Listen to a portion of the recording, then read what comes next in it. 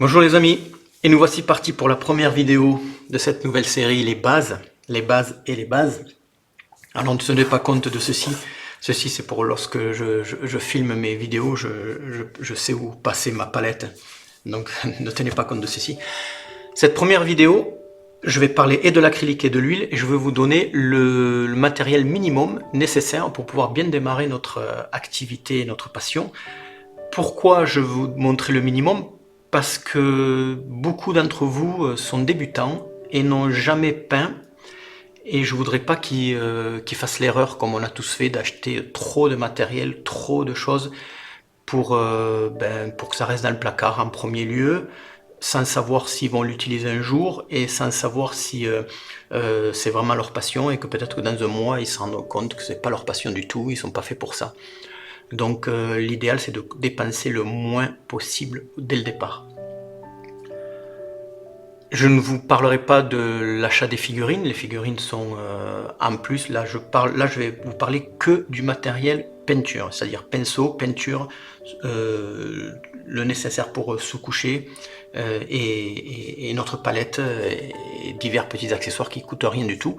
En termes de figurines, de socle, tout ça, c'est un peu obligatoire, sinon on ne va pas pouvoir peindre. Donc je ne sais pas quelle figurine vous aimez, quel style de figurine vous voulez. Par exemple ici j'ai des figurines sous-couchées. Voilà, donc un socle en bois fait l'affaire, tout ça. Et bon, celle-ci elle est sous-couchée, celle-ci aussi. Et j'en ai quelques-unes qui sont peintes déjà, qui sont en cours de peinture. Donc tout ça, on va pas parler de ça, on va parler juste du matériel de peinture. Je vais commencer par l'acrylique et je vous mettrai en notification à partir de quelle minute on démarre le matériel à l'huile. Pour commencer, il faut des pinceaux. Alors, à l'acrylique, moi je n'ai que 3 pinceaux. Bon, c'est du série Winsor & Newton série 7. J'aime bien cette marque là. Après peu importe la marque, hein, il y a des pinceaux de toutes les marques qui sont intéressantes. Ce qui va être important, c'est qu'ils soient longs. Pourquoi? Parce que lorsque l'on peint à l'acrylique, la longueur fait office de réservoir, donc ça vient prendre un peu de peinture et d'eau, et ça fait réservoir, et ça nous permet de peindre un peu plus longtemps sur la surface sans avoir le pinceau qui est sec de suite. Ici j'ai un numéro 1, 2 et 3. Ce n'est pas forcément les plus fins, il existe beaucoup plus fins. Je préconise plutôt de 1 ou 2. Le 3 si vous faites de la grosse figurine. Si vous faites que de la petite figurine du 1/35e, bon, peut-être le 3 n'est pas nécessaire. Donc peut-être finir avec 2 pinceaux. C'est pas la peine d'avoir du 0 ou triple 0. L'essentiel c'est qu'il y ait un bon réservoir et surtout que la pointe soit fine. Et je vous montrerai au fur et à mesure dans les vidéos comment conserver la pointe fine et toujours prête à l'emploi, et qu'elle parte pas dans tous les sens. Chose qui peut arriver. Donc ça c'est pour les pinceaux. Ensuite, notre figurine, nous allons la sous-coucher. Alors tout le monde n'a pas forcément un aérographe et tout le matériel nécessaire pour sous-coucher sa figurine. Je peux vous proposer deux variantes classiques. Toujours pareil pour l'acrylique. Nous avons alors j'ai 2 marques là qui font la même chose, c'est-à-dire c'est de la sous-couche acrylique polyréutane. Donc c'est Prince Auguste qui fait ça, et là c'est du Scale 75. Bon, c'est la même chose. C'est de la peinture qui est résistante et qui s'accroche bien. Alors si vous avez l'aérographe, utilisez l'aérographe. Si vous n'en avez pas, souvent je sous-couche au pinceau directement, donc avec mon pinceau numéro 3. Je prends un petit godet comme ça, j'en mets un peu là, je mets de l'eau et je viens sous-coucher ma figurine. C'est très pratique. Alors, on va pas parler de la couleur de la sous-couche aujourd'hui. Là, je vous ai montré du noir, mais il existe du blanc aussi, du gris, de plein d'autres couleurs. Pour l'instant, on n'est pas là-dedans. Choisissez quelque chose de neutre si vous n'avez pas de sous-couche. Je vous conseille de choisir quelque chose de gris. Pourquoi? Parce que noir, c'est une façon un peu particulière de peindre sur du noir. Et le blanc est trompeur en fait, parce que le blanc est la valeur la plus claire et on a du mal à savoir si ce que l'on peint est assez sombre ou pas assez sombre, ou assez clair ou pas assez clair. Il vaut mieux prendre une teinte moyenne, gris moyen, gris clair, qui serait parfait. Si vous n'avez pas, prenez du noir et du blanc, vous les mélangez, ça fait du gris. Bon, ça c'est pour la sous-couche.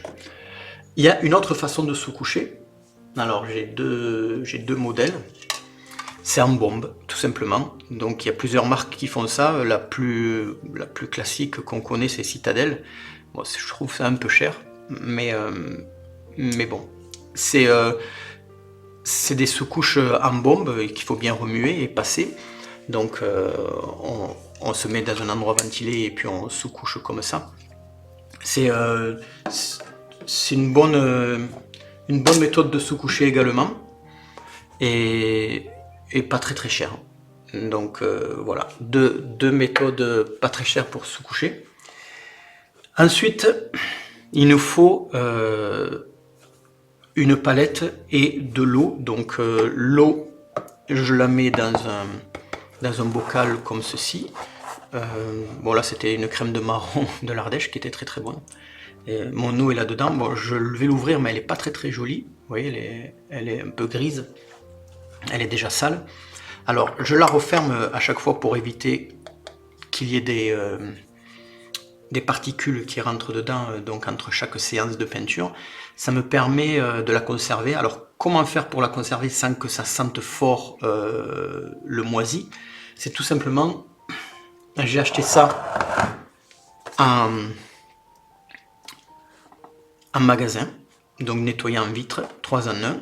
Et j'en mets un petit peu dans l'eau. Bon, je vais essuyer tout d'abord l'eau que j'ai fait couler.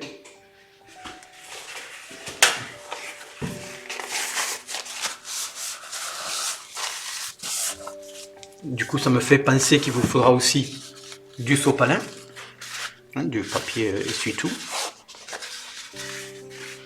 Ça, c'est peu pratique pour essuyer les pinceaux. Donc je mets un petit peu de nettoyant vitre là-dedans et ça me permet de pouvoir conserver la peinture pendant longtemps, parce que j'aime bien la peinture, pardon, l'eau, la conserver pendant longtemps d'une séance à l'autre, parce que je trouve que l'eau, plus elle est sale, et en termes elle n'est pas pure et blanche, elle devient sale avec toute la peinture lorsqu'on nettoie les pinceaux. Je trouve ça intéressant dans les mélanges des couleurs pour rendre la peinture plus réaliste. On verra ça aussi lors des prochaines vidéos. J'ai mis, c'est accessoirement, j'ai mis ce produit là-dedans, qui est un petit pchit. Ça me permet de mettre la quantité voulue. Sinon, ce que je fais aussi, c'est que je remplis, alors il faut faire attention de ne pas la boire, je remplis une bouteille d'eau du robinet, et dans lequel j'ai mis plusieurs pchits de nettoyant vitre. Et ce qui fait que ça me permet en fait d'avoir de l'eau en avance, parce que j'ai pas le robinet qui est juste à côté de mon atelier, pour pouvoir remplir ici ou remplir ce que je vais vous montrer maintenant. Il nous faut, alors ce n'est pas une obligation, mais une palette humide, tout le monde en a entendu parler. La palette humide est quelque chose d'assez révolutionnaire depuis une bonne quinzaine d'années dans ce milieu de la figurine. Et pas que dans le milieu de la figurine, j'ai vu aussi des peintres de tableaux à l'acrylique qui utilisent la palette humide, en plus grande bien sûr. Mais ça a révolutionné complètement la peinture. Ça permet à l'acrylique de sécher beaucoup moins vite. Donc je vais vous montrer le mien. Alors c'est tout simplement un dessous de boîte. C'était, je crois que c'était la boîte coffret lorsque j'avais acheté l'aérographe euh, Prince Auguste, où il y avait des peintures et ça se refermait. Bon, moi je le referme pas parce que je garde pas les peintures fermées. J'ai pas une bonne expérience de ça, mais c'est pas bien grave. Donc n'importe quel support de sous-boîte que vous pouvez trouver peut faire l'affaire. Sinon, il existe des palettes humides dans le commerce qui existent, mais je le trouve relativement cher, donc il vaut mieux peut-être utiliser une boîte comme ça. Une boîte qui a des rebords en fait pour pouvoir mettre l'eau. Ensuite, en dessous, il est conseillé de mettre une éponge. Je ne mets pas forcément d'éponge classique parce que je trouve que c'est trop absorbant et du coup ça retient l'eau et ça l'empêche de, de se diffuser justement. Alors j'ai trouvé ceci. Ce sont des... alors j'ai commencé à les découper à la taille vous voyez, qui est à la taille exacte du... Je les ai découpés là, mais sinon elles s'achètent comme ça. Et on les découpe, c'est pour les balais, c'est pour faire... c'est pour lorsqu'on nettoie nos carrelages, etc. C'est pour... voilà, c'est une sorte d'éponge pareil, mais un peu plus... je la trouve mieux. En plus, c'est pas cher, c'est pas très cher. Donc là, j'en ai une neuve que j'ai pas encore utilisée et je vais mettre celle que j'utilise souvent. Donc on voit qu'elle est plus du tout dans le même état, mais elle est encore un peu humide et je la mets là-dedans. Et ensuite, je viens mettre du papier sulfurisé. Alors là, j'en ai découpé 4, j'en ai 4 en avance. Et bien sûr, je mets l'eau et je vais mettre le papier sulfurisé. On verra ça lors de la prochaine vidéo dans laquelle je parlerai de la dilution. On verra exactement la bonne dilution d'eau qu'il faut dans la palette humide, le bon papier, etc. Et on parlera de dilution. Là, je vais vous parler juste du matériel. Donc ça, c'est le matériel. Alors, vous remarquerez que mon papier sulfurisé, il est gaufré. C'est-à-dire que cette marque-là faisait, maintenant il y a marqué nouveau, faisait du papier gaufré, papier cuisson en feuille, donc 16 feuilles, gaufré. Et il m'en reste. Il m'en reste encore quelques feuilles ici, il doit m'en rester une dizaine. Alors l'avantage qu'il y a sur ces feuilles-là, c'est que par rapport au papier classique, elle ne se trouve pas parce qu'à force de prendre la peinture, de faire des mélanges, etc., le papier se troue. Et j'ai des retours d'expérience et j'en ai eu moi aussi lorsque j'utilisais du papier normal, j'avais des trous et j'ai voulu essayer ce papier gaufré. Alors c'est sûr qu'au toucher on sent le gaufrage en fait, mais en termes de peinture lors de mon activité, je le ressens pas du tout et c'est juste parfait parce que ça ne se trouve pas. Alors chaque feuille me permet de faire 4 feuilles. Donc il y a 16 feuilles en tout, 16 x 4, beaucoup. 72. Il me semble, 72. Donc c'est bon, sauf que ils ont sorti un nouveau papier qui remplace celui-ci. Donc je l'ai acheté, même si j'en ai encore. Il y en a 16 pareil. Alors il ne présente pas tout à fait pareil, mais au toucher c'est la même épaisseur à peu près. Donc je pense que ça fera exactement la même affaire. C'est un face anti-glisse, voilà. Mais c'est exactement celui-là, donc c'est pas très cher, hein, ça vaut 2 ou 3 euros. Et vous avez longtemps de quoi faire des feuilles pour notre palette. Ensuite, bon, je range tout ça. Nous allons parler de l'essentiel, la peinture. Alors la peinture, il y a beaucoup de choses à dire. Et alors, je ne suis pas fan des couleurs toutes prêtes. Je ne suis pas fan des boîtes qu'on vous propose dans le marché où on vous dit peindre un casque, peindre un visage, etc. Et il y a toutes les couleurs qu'il faut. Ça, excusez-moi le terme qui va être un peu dur, ça abrutit les gens au lieu de les ouvrir à ce qui est la peinture en fait. Voilà, je me suis fait des ennemis et des gens qui vont partir. Non, je plaisante. Je trouve que la peinture, en fait, c'est de la création, c'est tout l'art de comprendre les mélanges, de comprendre les couleurs. Et c'est dommage d'utiliser ce genre de, de set tout prêt, avec des peintures toutes prêtes, qui nous appauvrissent et qui finalement ne nous rendent pas service. On a l'impression qu'elles nous rendent service sur le moment parce qu'on a les couleurs sombres, etc. et jusqu'au clair, et on se dit, ben, on commence par celle-là, et puis celle-là, celle-là. Mais ça ne nous rend pas du tout service.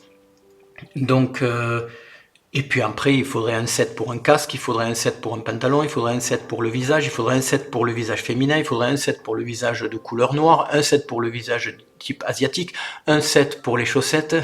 Ça, c'est un petit clin d'œil à un ami qui avait rigolé là-dessus. Et voilà, il faudrait plein de sets, et du coup, on se retrouve avec plein de peintures. Je vous déconseille aussi d'acheter la gamme complète d'une marque de peinture, ça sert à rien. Ça sert strictement à rien, si ce n'est pour vous faire dépenser des sous, et surtout à l'acrylique, en plus ça dure pas ad vitam aeternam, donc il va falloir les utiliser vite. Et j'ai des amis justement qui en ont tellement qui finalement en revendent ou les donnent parce qu'ils savent qu'elles vont se sécher. Incontournable peinture, couleur je veux dire, c'est le blanc. Donc ça, il nous faudra un pot de blanc, alors peu importe la marque, hein, j'ai plusieurs marques. Je vous montre des peintures de type pot, donc de maquettes de figurines, c'est celles qu'on a tendance à le plus avoir. Elles sont déjà relativement diluées, même si on va les diluer encore en plus derrière. Je vous épargnerai les peintures de ce style-là, ou de ce style-là, donc des peintures artistes. Si vous êtes débutant, ça va être un peu compliqué parce qu'elles sont très épaisses et qu'il va juste falloir les diluer beaucoup plus. Alors, c'est faisable, il n'y a aucun problème. C'est que juste, si vous ne maîtrisez pas la dilution, commencez à maîtriser la dilution sur des peintures comme ça, et petit à petit, lorsque vous êtes à l'aise, vous viendrez sur ça. Chaque chose se fait en progression. Mais rien ne vous empêche d'acheter ce genre de peinture si vous avez déjà. Si vous avez déjà, c'est pas mal, gardez-les. Donc il nous faut du blanc. De l'autre extrême, de l'autre côté, il nous faudra du noir. Voilà. Peu importe la marque. Voilà. Donc là, avec ça, si on veut peindre une figurine en noir et blanc, on a tout ce qu'il faut. Et maintenant, il va falloir trouver les couleurs qu'il y a entre. Alors les couleurs qu'il y a entre, en général, c'est plus des couleurs en fait, de l'arc-en-ciel qui vont du jaune en passant par l'orange, le rouge, le violet, le bleu vert, et hop, qui revient au jaune. Ça, ce sont des couleurs les couleurs de l'arc-en-ciel sont des couleurs très puissantes, très colorées. Alors, qu'est-ce qui va nous faire choisir des couleurs colorées par rapport à des couleurs ternes? C'est-à-dire que une couleur qui est très colorée, comme par exemple ce rouge-là, qui est un rouge sang classique, voilà. Donc là, on a un rouge très coloré. On va prendre un rouge, un jaune coloré et un bleu. Alors, je conseille le bleu foncé. Je vous dirai pourquoi, par rapport au bleu clair. C'est que tout simplement, un bleu clair, il suffit de prendre un bleu foncé et de rajouter du blanc et on a un bleu clair. Donc, alors que le bleu clair, on ne pourra pas le transformer en bleu foncé.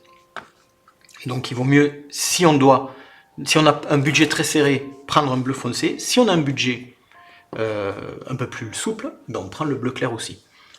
Ça nous fait gagner du temps. Ensuite, alors j'ai un orange, je ne l'ai que de cette marque-là. Donc orange. Voilà, je les mets en classement, parce que celui-là c'est un rouge clair, mais on dirait de l'orange aussi. Ensuite, on va prendre un violet, un pourpre, un magenta, qui est entre le bleu et le rouge. Si vous connaissez les couleurs, vous savez que ce mélange des deux fait un violet, et le mélange de ces deux fait un orange. Donc le mélange du bleu et du jaune va faire un vert. pareil pour le vert, je conseille un vert foncé plutôt qu'un vert clair. Le vert clair peut s'obtenir en rajoutant du jaune et du blanc, ou que du blanc, alors que du vert clair, on ne pourra pas aller vers le vert foncé. Ça, rien qu'avec ça, donc je vais enlever ce bleu clair, rien qu'avec ça, on peut déjà peindre. Puisqu'on a les 3 primaires, là par contre je commence à rentrer dans la théorie, mais j'y reviendrai tranquillement sur d'autres vidéos. Là, vous prenez pas la tête là-dessus. Là, on a les 3 primaires et les 3 secondaires, et noir et blanc. Donc avec ça, déjà, on peut peindre. On va pas pouvoir faire toutes les couleurs parce qu'on est limité par la qualité de ces couleurs-là, mais on pourra déjà faire tout ce qu'on veut, puisqu'on a déjà toutes les couleurs-là.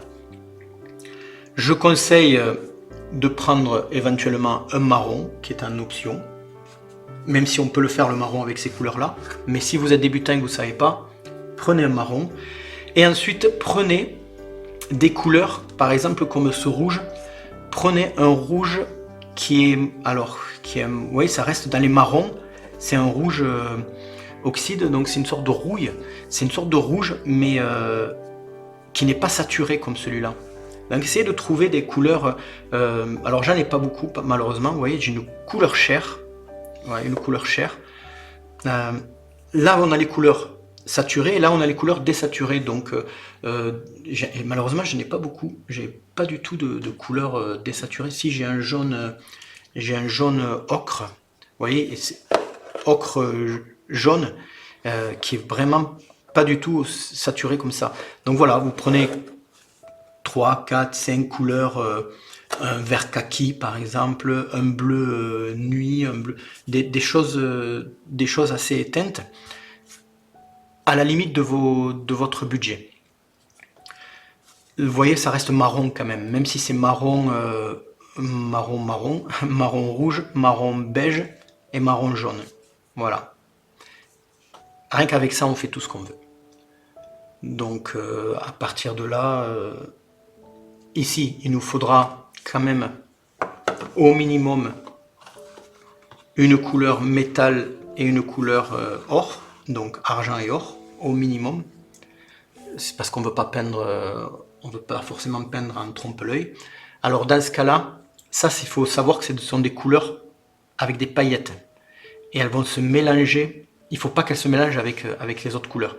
Donc si on a notre godet d'eau classique pour ces couleurs-là, lorsqu'on utilisera les couleurs métalliques, on va utiliser un autre godet. Donc j'enlève tout simplement ça et je mets l'eau là-dedans.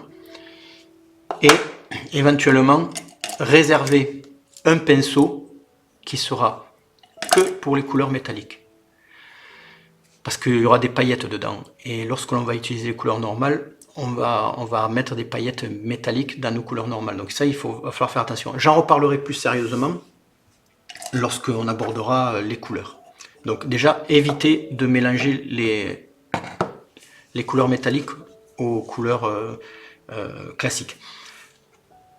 Vous voyez, j'ai pas grand chose, hein. J'ai du gunmetal, donc c'est un argent assez sombre, et de l'or poli. Voilà, j'ai que ça. Donc je ne vais pas bien loin, mais avec toutes les autres couleurs, on peut les travailler. Voilà pour la partie acrylique. J'espère que j'ai rien oublié. Si, peut-être lorsque vous achetez vos figurines, là, ça c'est une mousse d'une figurine de cavalier. Bon, ça c'est pareil, ne tenez pas compte de ça, c'est pour savoir, pour pas que je sorte lorsque je peins et que je me filme, c'est pour savoir où est ma limite de la caméra. Donc ce qui est intéressant avec ça, c'est que lorsque je peins, je peux poser tranquillement mes mains ou carrément la figurine sans avoir la sensation de la table de casser quelque chose. Voilà, ça se trouve dans les paquets de figurines en général. Donc si vous avez, ou dans d'autres choses que l'on achète au quotidien, on peut tomber sur de la mousse comme ça. Donc gardez-la, ça peut servir. J'en ai plein que j'ai découpé en petits morceaux, ça me permet lorsqu'on verra en peinture, de pouvoir tapoter comme ça et faire des effets, autres qu'avec le pinceau. Donc ça, on verra ça plus tard. Donc voilà, là c'est tranquille, on n'a pas la sensation de... On sait qu'on ne cassera pas la figurine.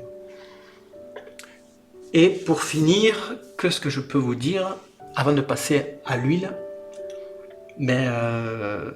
N'hésitez pas à me poser des questions si j'ai oublié quelque chose. Demandez-moi des références, des quoi que ce soit, si vous avez besoin de conseils.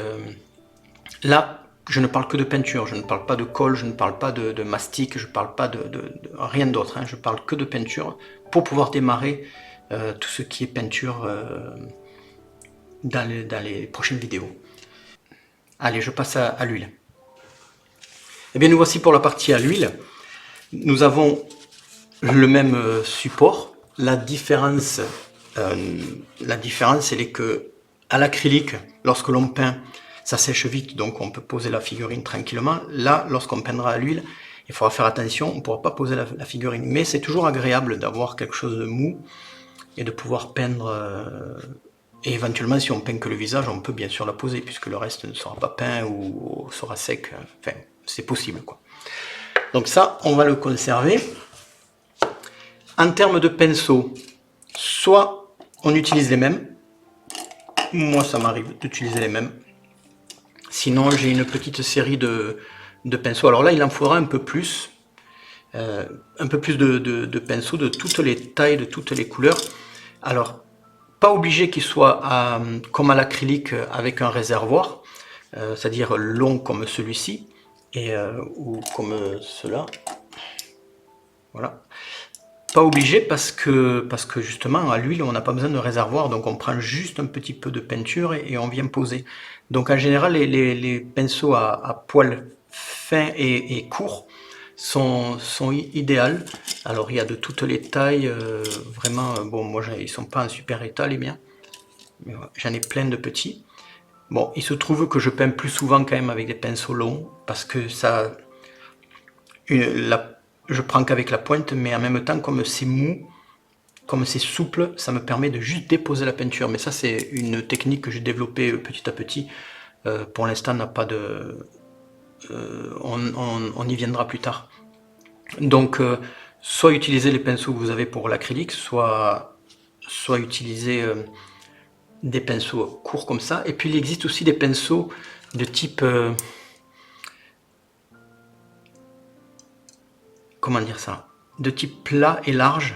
Ça permet en fait de venir tapoter et étirer la peinture. Alors c'est de la marque Recab 316 Red Sable Israël. Je crois que il y a très peu de magasins qui le font, mais si vous marquez pinceau Recab, vous allez trouver. Après ce n'est pas une obligation, il y a d'autres marques qui font ça. Là par exemple j'ai Cobra Déco, je crois que j'avais acheté, c'est PBO. Bon, il est un peu usé, mais c'est à peu près le même principe pour justement tapoter, etc. Donc on verra ça. Prenez prenez 5-6 pinceaux, allez, maximum 6-7 pinceaux, 3-4 comme ça et 3-4 avec lesquels vous pouvez tapoter. Ça va vous permettre de pouvoir un déposer la peinture et de l'autre avec l'autre tapoter ou tirer la peinture. Voilà, donc ça c'est pour les pinceaux. En termes de diluant, je vous conseille du White Spirit Artist. Alors ça peut être Talent, ça peut être le Frein Bourgeois, etc. Il y a plein de marques qui font ça. Artiste, pourquoi? Parce qu'elle est plus raffinée. Et je la mets dans un tout petit godet. Voilà, là il y a marqué de l'essence, donc je la mets dans un tout petit godet comme ça. Et ça me permet d'aller prendre un peu de peinture, de diluant pour diluer ma peinture. Et ensuite, dans un gros pot comme celui-ci, je mets du White Spirit, mais ménager, celui qu'on achète dans les bouteilles d'1 litre qui sont vraiment pas chères. Et ça, c'est vraiment pour nettoyer les pinceaux. Donc, on peut se servir de celui-là, peindre avec celui-là si on n'a pas les moyens d'acheter un truc d'artiste qui vaut, je crois, 6 ou 7 euros. Alors que là, et vous avez 75 ml, alors que le White Spirit ménager, vous en avez pour 2 ou 3 euros, vous avez 1 litre. Donc on peut peindre avec ça, il n'y a pas de problème, c'est la qualité, elle est moins raffinée. Bon. Si vous n'avez pas les moyens, prenez celui qui est adapté à vos moyens. Sinon, il y a d'autres diluants qui sont des diluants d'Enamel, Umbrol et Revel, ce sont les deux marques plus connues. Ce sont des diluants et c'est en fait de l'essence, c'est pareil. Donc ils sont plus adaptés pour ces marques là, mais pour l'huile ça marche très bien. J'ai longtemps utilisé ce genre de diluant et je l'utilise encore pour la peinture à l'huile. Nos figurines seront sous-couchées pareil que pour l'acrylique, donc allez voir la première partie à l'acrylique pour ceux qui veulent sous-coucher leurs figurines avec de l'acrylique. Par contre, que ce soit, excusez-moi, je le remontre quand même, que ce soit avec ces pots-là au pinceau ou avec ceci à la bombe, ça reste de l'acrylique. Le truc, c'est que l'huile a besoin d'accroche et l'acrylique va faire un peu glisser la peinture. C'est pas dramatique, c'est surtout si on le fait à la bombe. La bombe, ça fait des petits picots, donc ça va déjà accrocher un petit peu. Mais on a besoin d'une meilleure accroche pour que l'huile puisse rester s'accrocher à la paroi. Et pour ça, moi j'utilise des petits pots enamel Revel. Alors soit je le passe à l'aérographe si je l'ai, si vous n'avez pas d'aérographe, passez-le au pinceau, et dans ce cas-là, utilisez le diluant qui va avec. Alors soit c'est Revel, soit c'est Umbrol, là j'en ai pas, j'ai de l'Umbrol mais elle est métallique, mais bon, si vous avez une couleur Umbrol, vous utilisez le diluant Umbrol, si vous avez une couleur Revel, vous utilisez le diluant Revel. C'est beaucoup mieux, mais ça marche aussi avec le diluant Umbrol et vice versa. Ça marche, c'est juste que c'est plus adapté. Je prends une couleur soit marron, soit beige, soit grise. Je ne prends pas de blanc. Je l'ai expliqué déjà pour la partie acrylique. Même si vous peignez qu'à l'huile, regardez quand même la partie acrylique, ça peut être intéressant. Et je vous expliquerai dans les prochaines vidéos pourquoi il vaut mieux éviter la sous-couche blanche. Donc ça c'est pour la sous-couche. On utilisera un petit truc comme ça, un petit récipient, on va récupérer un peu de peinture, on remue bien, on met la peinture et puis on dilue, puis on sous-couche la figurine. En termes de peinture même, d'abord la palette. Alors ça c'est une palette que j'ai découpée. Ce sont des palettes jetables d'artistes qui sont en A4. Donc là il me reste que 2, je crois que c'était là, je sais plus où c'était là, voilà. Il me reste que 2. Je l'ai découpé en 4. Ça m'a permis d'avoir plein de feuilles en avance et c'est largement suffisant et largement grand pour pouvoir aller récupérer la peinture et peindre. Et en plus on s'embête pas derrière, hop, on fait ça et on jette la feuille, on a une nouvelle feuille pour le lendemain. Donc ça c'est très pratique. J'ai longtemps fait comme ça. Je le fais plus parce que j'ai trouvé un autre moyen, mais je vous le montrerai plus tard dans d'autres vidéos. Ça vaut pas très cher et c'est pratique. Après vous pouvez aussi utiliser un carré de carrelage, un petit carré de carrelage, et comme ça vous le nettoyez chaque fois, et j'ai longtemps fait comme ça aussi. Vous pouvez utiliser du sopalin pour essuyer vos pinceaux. Moi je préfère utiliser ça, un petit tissu, ouais, ça fait un moment que je l'ai. Bon, c'est pas ce qui coûte le plus cher. Pas obligé de prendre un couteau à peindre, mais c'est utile pour faire les mélanges. Sinon on peut utiliser des cure-dents. Moi j'aime bien utiliser ça parce que lorsque je prends un tube de peinture par exemple et qu'au moment où je vais le mettre je vois qu'il y a beaucoup d'huile qui sort, je vais le mettre sur mon tissu et après je viens le récupérer avec mon couteau et je viens le remettre là pour que ça absorbe un peu l'huile, l'excédent d'huile. Et parce que je ne fais pas dégorger la peinture trop longtemps. Donc si je vois qu'elle est... Je la mets directement sur la palette. Si je vois qu'elle est pleine d'huile, je vais poser une noisette ici avec de l'huile. Ça va absorber, puis après je vais récupérer. Voilà. Donc j'ai ça. C'est le plus petit que j'ai trouvé. Ça vaut 2 euros. Voilà. Sinon, vous avez des petits outils comme ça de dentistes qui peuvent servir aussi, ouais, pour mélanger, etc. Peut-être pas celui-là parce qu'il est pique, mais de ce côté-là, voilà. Ça peut... Allez voir vos dentistes et demandez-leur s'ils ont conservé leurs vieux outils, parce qu'ils en changent régulièrement. Et demandez-leur de vous les garder, et vous allez vous retrouver avec un tas d'outils intéressants, avec plusieurs formes. Ça peut servir et c'est gratuit. En termes de peinture, comme pour l'acrylique, on va partir sur des bases très simples. Un blanc. Alors là, je ne parle pas de marque, hein, là, c'est de... Toutes les marques sont bonnes du moment que c'est extra fin. Parce que vous avez de la peinture fine, étude fine et extra fine.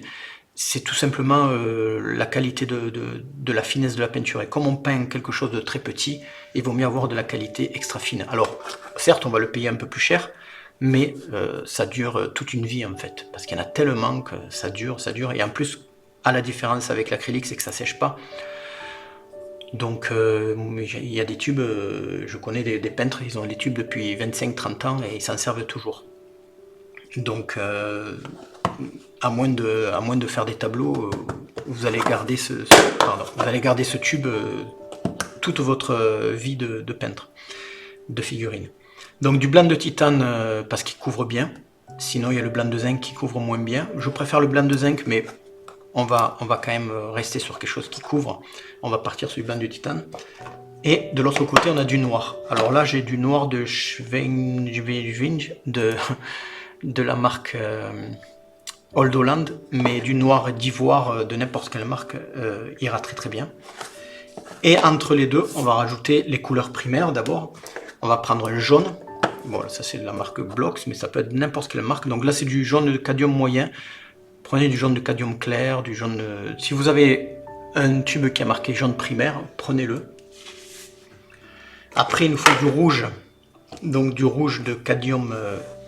là, j'ai du moyen. Ça peut être du cadmium clair, du cadmium foncé. Mais vaut mieux du moyen. Vous restez au milieu parce que clair, il devient trop orange.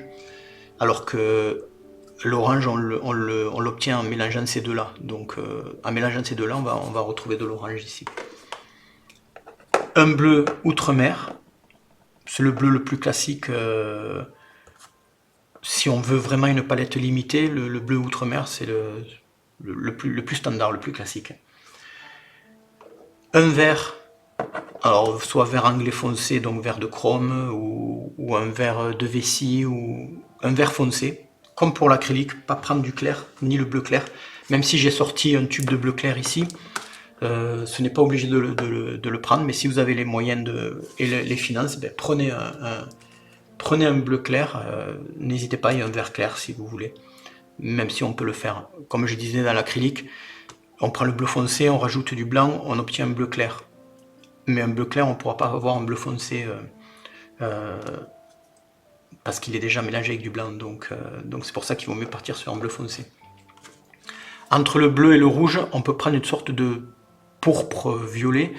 Là j'ai de la laque d'alizarine cramoisie qui est un rouge très foncé et qui tire vers le bleu, donc ça fait la transition violette. Et je n'ai pas d'orange dans ma série de tubes, donc je vous aurais bien proposé d'acheter un orange, mais on peut le faire aussi, tout comme on peut faire le pourpre ici. Donc à vous de voir, suivant vos finances, vous achetez un orange ou pas.